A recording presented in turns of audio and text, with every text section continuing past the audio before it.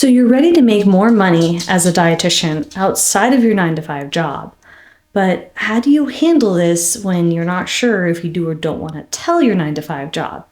In today's video, I'm going to break this down for you step by step. Starting your dietitian private practice can feel really rewarding, and it can also feel pretty scary. Now, if you're starting your dietitian private practice without telling your job, you might be experiencing some fear and anxiety, and I hope to appease those fears with today's action steps. Now, the benefits of starting now, before you might even feel ready while you have a 9 to 5 job, is that you can build lasting habits. And building habits takes time and repetition. So the sooner that you can start getting in the groove and learning how to build your skills and in turn build habits as a business owner, the better. You also have a chance of building your brand.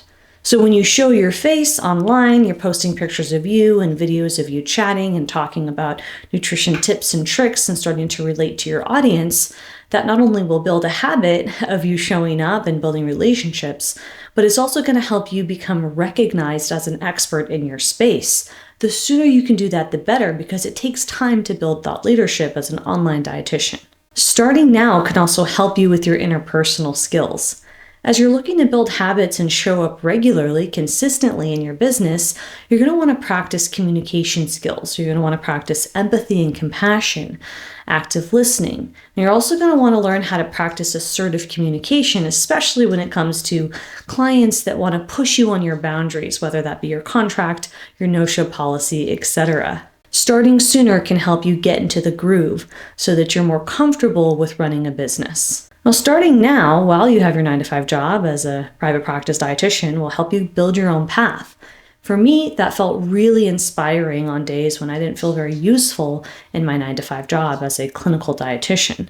So if you're looking for some inspiration and motivation to light up your day, building your own path is really motivational. This also makes the transition easier when you go to full time. If you've practiced these habits, shown your face regularly, and you're really motivated by building your own pathway in your career, then it's going to be easier to transition to full or even part-time, depending on your choice, when you're ready. You also have a chance when you get started in your business to learn more about your strengths and weaknesses. Now, if you're not really sure what those are, you can ask people, ask your peers, ask your boss, ask your colleagues, ask people what they notice about you. And you can even take some free personality tests online that will show you if you lean more towards planning or towards perceiving, and if you tend to be more spontaneous. And there's no wrong answer, but leveraging and knowing what you're really good at can help you when it comes to building a lasting business. Now, when you start your dietitian private practice without telling your job, the number one thing you're going to want to do is read your employment contract. You want to know what are the terms, if any. I know when I was in my clinical 9 to 5 job, there weren't really clear terms. Not at all, actually. So that meant that I didn't have any rules or regulations or things I had to be aware of, but that might not be the same for you in your employment contract.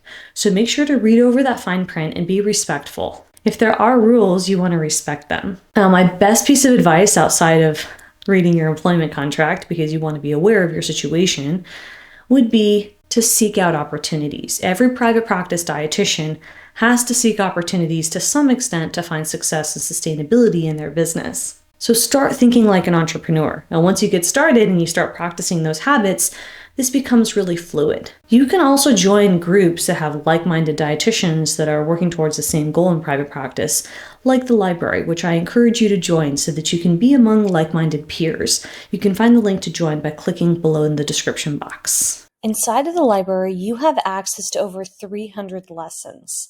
Additionally, I provide you with a workbook so you can work alongside and complete exercises and get feedback to make progress in your business journey. Now, we have different sections, including stages of business, to help you understand what to work on next to help you progress with starting and growing your business. We also have guest lectures, live call recordings, and resources such as templates where we've written words for you for social media and email marketing to speed up your process.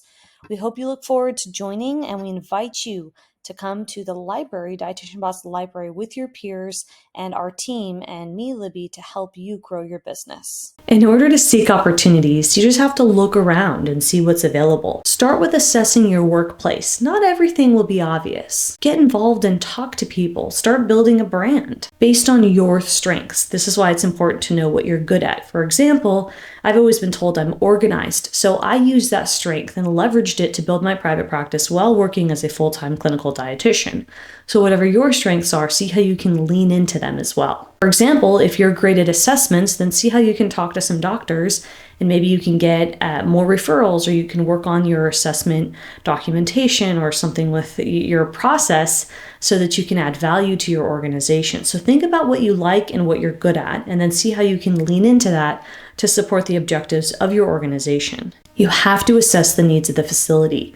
So be aware of wherever you are, what is it that they want to achieve, right? So if it's a hospital, a corporate institution, whatever it is, there's always a mission and a vision of a company, and they always have strategic goals and objectives. So find out what they are and see how you can help contribute.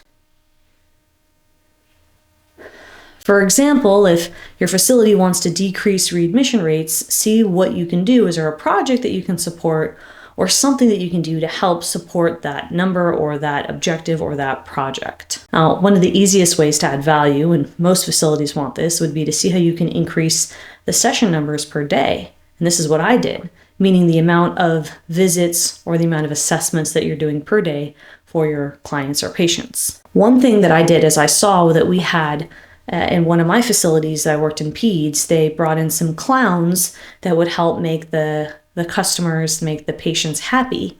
Because in a hospital, the clowns would come in to inpatient, outpatient and do fun skits to keep the spirits up. And they would come in maybe once a month and do a skit and leave. And obviously there was some type of contract that my facility had with a clown organization. So what I did is I asked the clowns, can I work with you alongside you and do some nutrition education? And I was able to have the clients, like the patients, that were there with the clowns, I was able to consider that a group assessment. So I was able to see more patients, and I was able to run groups alongside the clowns and collaborate in a fun environment and do some teaching and some games about nutrition.